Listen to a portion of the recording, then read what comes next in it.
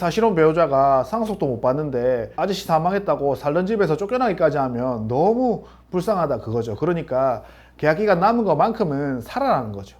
그리고 보증금도 받을 수가 있게 되는 겁니다. 안녕하십니까 여러분, 상속의 신 유광일 변호사입니다. 사실혼 배우자는 상속받을 수 없다는 거 다 알고 있죠? 이미 제가 사실혼 배우자의 권리에 대해서 영상으로 촬영해서 올렸잖아요.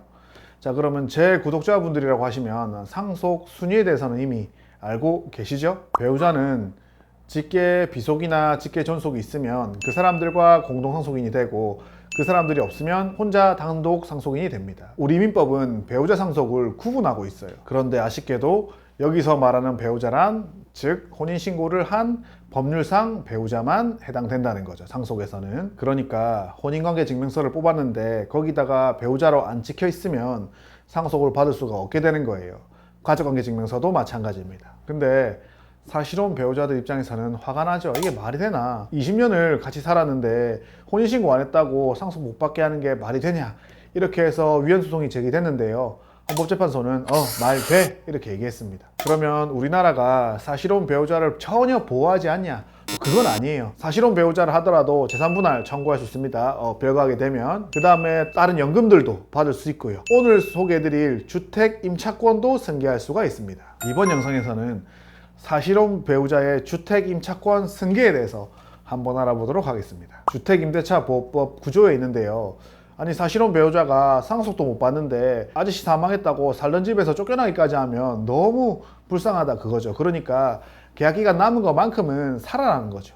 그리고 보증금도 받을 수가 있게 되는 겁니다. 근데 이것도 조건이 있어요. 사실혼 배우자가 주택 임차권을 승계하기 위해서는 임차인 사망 시점에 그 주택에 임차인이랑 사실혼 배우자가 함께 살고 있어야 된다는 거죠. 뭐 당연한 거죠. 딴 데 사는 사람한테 주택 임차권 승계해 줄 필요가 뭐가 있겠어요. 자, 이때 임차인에게 상속인이 없다면 사실혼 배우자가 그 임차권을 전부 승계를 해서 남은 기간 동안 임차해서 살 수도 있고요. 보증금도 전부 지급을 받을 수가 있게 되는 겁니다. 그런데 임차인에게 상속인이 있다 이러면 이야기가 좀 달라집니다. 임차인, 사실혼 배우자, 상속인이 그 임차 주택에서 다 같이 살고 있었어요. 이런 경우에는 우리 상속인들의 상속권이 보호받기 때문에 주택임대차의 승계는 상속인이 됩니다. 그래서 이 경우에는 사실혼 배우자가 주택임대차 승계받을 게 아무것도 없어요. 자, 그런데 임차인과 사실혼 배우자가 그 임차주택에서 살고 있고 상속인들이 다른 주택에서 살고 있다. 이런 경우에는 사실혼 배우자와 상속인이 공동으로 주택임차권을 승계하게 됩니다. 왜냐하면 그 집에 안 사는 상속인의 권리는 보호할 필요성이 낮고 그 집에 살고 있는 우리 사실혼 배우자의 권리는 좀 보호를 해줘야 되잖아요. 이런 경우 임차 기한까지 다 살았어요. 그러면 이제 우리 보증금을 받잖아요. 그럼 그 보증금을 우리 상속인이랑 몇 대 몇으로 나눠야 될까요?